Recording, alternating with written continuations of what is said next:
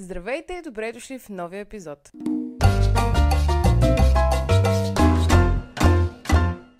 Днес ще си говорим за една тема, която не е една от най-приятните, но ще разкажа моята история, ще разкажа това през каквото съм преминала и по някакъв начин може би ще помогна на някой от вас, ако е в същата ситуация, защото нито ще бъда първата, нито последната. Което, това е тъпо, това е много тъпо.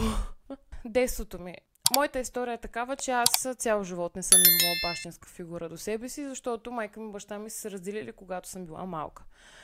Това е, че идва момента, в който баща ми изобщо не... Много не се виждахме, като бях дете. Може би само по рождени дни сме се чували, което винаги съм се чудила, добре, защо? И като дете имаше деца също, които се подиграваха, когато разбират семейното положение. И беше много странно на моменти. Понякога съм се чудила дали в мен е проблема, дали съм гадно дете, дали съм лошо дете. Не съм изпадала в много големи размишления, защото мога да кажа, майка ми ме е възпитала и никога тя не ми е казала, че вината е в мен. След това толкова много не помня как съм се чувствала като по-малко дете, но разбира се, имало моменти, в които не се чувствам добре. Примерно, първият учебен ден, като стане въпрос за родителски срещи, когато се говори за нашите родители, професиите им, аз не знам професията му и съм някаква, какво да кажа сега на дъската. И това са едни кофти моменти, които се запечатват много в детското съзнание, че щом на 20 години да го помня. В училище това ви казвам, че това беше кофтито, но толкова като дете, пак казвам, не съм се вманячавала много в мислене или може би бях заобиколена от кръг, който най-близкият ми човек, моята тогавашна приятелка, беше горе-долу в същата ситуация. Така че не съм се чувствала отрикната, не съм се чувствала сама. Разбрах за себе си през годините, че може би оттам е проблема с това, че не съм имала бащинска фигура. Вече идват проблемите, свързани с любовта, защото аз съм човек, който много трудно се доверява на когото и да е било. Няма значение дали е партньор, дали е приятел. Трябва да мине много време, много действия този човек трябва да ми покаже, за да мога да му повярвам. И в крайна сметка, и когато му повярвам, и когато му споделя нещо, след това, когато се прибера вкъщи, се чувствам толкова стресната, толкова несигурна, защото и аз не знам защо този човек няма да ме предаде. И с времето разбрах за себе си, че може би това е една от травмите, които баща ми е създал. Защото това казвам, че един път майка ми не е забранила баща ми да ме вижда, нито някой му е забранявал. Просто това е той така е преценил, което аз не мога да го разбера, защото аз ако съм на негово място, няма ли от чисто поне любопитство да се интересувам този човек? Добре ли е, жив ли е, здрав ли е, все пак моята кръв е... Много ме е страх някой да не ме разочарова. Да не се чувствам предадена. Аз съм много горделив човек и много мразя някой да ми помага. Което е толкова трудно. И толкова е трудно. И толкова се опитвам да го променя. Когато някой ме попита за помощ да ми помогне, аз всеки път отказвам и съм някаква... Не трябва да се отказваш. Наистина ти трябва помощ. Не можеш да се справиш напълно сама.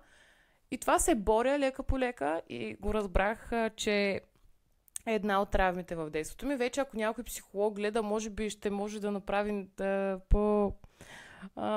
по-добър анализ, но това, което аз според мен са се случвали през самите години.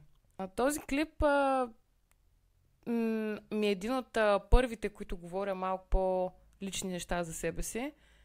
И не знам дали го правя правилно, не знам дали го казвам структурирано, защото може 100%, когато го обработвам, ще си кажа, добре, защо това нещо не го каза? Искам да кажа за абсолютно всички, които са били в тази ситуация или в момента са изпаднали в тази ситуация. живота продължава. Каквото и да се случва в семейството ни и има много по-лоши съдби, тежки съдби. Не казвам, че моята е най-тежката. Аз даже никога не съм го казвала, защото имам здраво семейство, но има много по-тежки съдби. Трябва да бъдем благодарни на това, което имаме. А пък ако ви се случва някой от семейството, от родините ви да ви е изоставил, да ви е изпуснал, да не се интересува от вас, не е във вас вината. Със сигурност не сте лоши хора, не сте грозни, не сте лоши. Много добри хора сте. Просто хората, които решават да ни махнат от живота си, те са глупавите и те са хората, които страдат и им е много скучно в живота. Не мога да кажа, че съвсем не се виждам с баща ми. Последно се видяхме, мисля, че преди година и нещо. И до там. Също така не вярвам на обещания, защото мога да кажа от лична история един мой спомен, който е толкова, все едно, преди 5 минути се е случило, е едно неизпълнено обещание и това е баща ми да ме заведе на конна езда следващата година и това вече минаха около 15 години и аз още не съм ходила на конна езда, което ще отида по-другата седмица, мисля, но и оттам просто помня как абсолютно никога не вярвам на някой, когато ми каже обещавам. Никога не вярвам на обещания. Надявам се някой да намеря, който да ме опровергае, да каже не, мога да обещавам. Нищо, че аз като обещая го правя, но другите хора не им вярвам. Аз им се радвам като го направят, но не им вярвам в началото. Така ще се обясня. Кажа, че хора не сте виновни, деца не сте виновни. Има много травми, които причиняват и родителите ни. Но, пак казвам, различни ситуации и различни животи.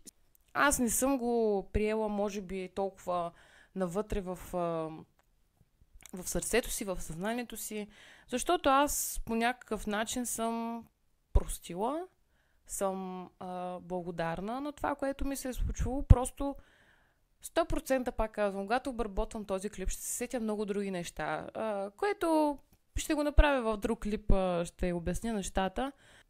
Хората, които са... Може би тук ще стана емоционална към майка ми и сестра ми. Искам специално да благодаря.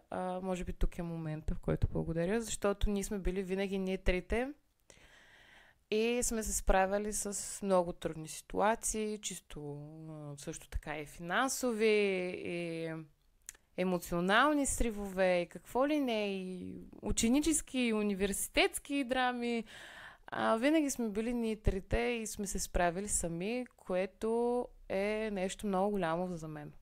Разбира се, благодаря на сестра ми, която знам, че ще гледа този клип и нямам търпение да стигне до нея, защото ако се замисля и ако нямах сестра ми в живота си, нямаше да бъда в момента тук, защото просто нямаше кой да ме подкрепя, нямаше кой да ми вярва в моите идиотски идеи.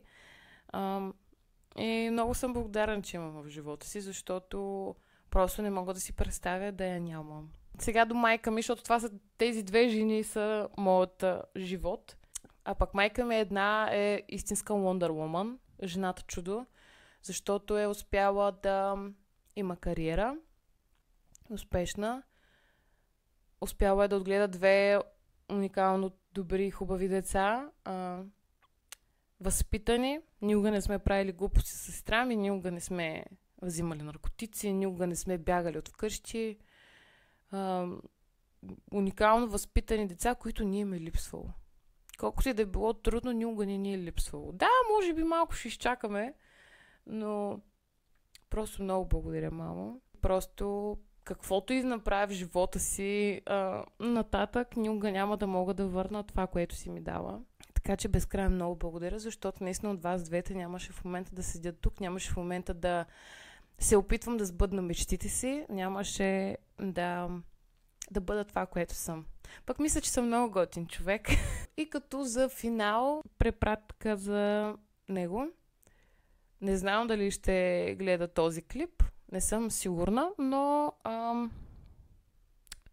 Не знам какво да кажа. В момента си го представям, ако е срещу мен, какво бих казала, че съм изключително разочарована.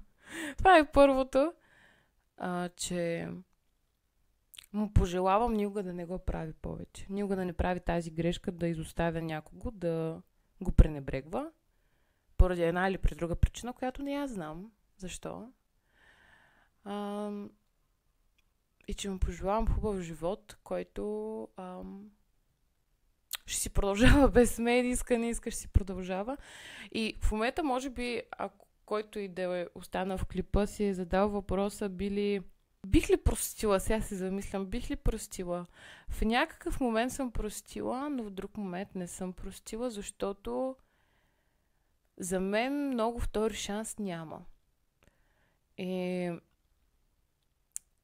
вече минахме един път да дам шанс, пак се провалихме, така че една степен, половината, една част съм простила, другата не съм простила, защото не, че нямам отговори, че търси отговори, просто няма как да простя на човек, който изоставя дете. Каквото и да направи, не мога да простя такова нещо и няма значение дали съм аз. Който и да е, ако според моята логика, ако ме изоставят, аз не прощавам. Един път, като решиш да направиш това, и втори път ще решиш, и трети път ще решиш. И съм много благодарна, че не е бил в живота ми, защото ако беше в живота ми, нямаше да бъда наистина това, което съм. Може би това нещо много пъти го повторих. Това, което съм, онова, което съм. Но е така. Замислила съм се, добре, ако баща ми беше вкъщи, нали, или не вкъщи, поне да сме си близки, може да са разделени, но да сме си близки, как ли щях да реагирам там? Как ли щях да реагирам там? Обаче си казвам, добре, защо сега в момента ги мислиш тези неща? Няма, напълно никакво значение няма. Затова наистина много му благодаря. Много ти благодаря, ако гледаш този клип. Много ти благодаря, защото се справям сама с живота, разбирам много неща за себе си. Наистина пожелавам хубав живот. Защото аз имам хубав живот. И все пак пожелавам пак хубав живот. Това е един от клиповете, които не е хронологичен, много е разпляска напред-назад, но просто имам много мисли в главата си, много спомени ми идват. И се чудя какво да кажа дали е правилно, дали е грешно, но това да си изразяваш емоциите, за мен няма грешен ход. Благодаря, че бяхте с мен. Надявам се клипа да ви е харесал. Абонирайте се. Също така искам да кажа, че в този канал няма да качвам всяка седмица. Ако има някакви такива въпроси, качвам когато имам време. Но ще се радвам отново да се абонирате. Ще се опитам така почти всяка седмица да има. Долу в описанието има линк към моите профили в социалните мрежи. Също така има линк към втория ми подкаст, който всяка седмица се качва, така че може и там да чекнете. Ще се радвам, ако някой иска да сподели нещо с мен, да ми пишете налично или да коментирате, ако имате някакво мнение. И до следващия път. Чао, чао!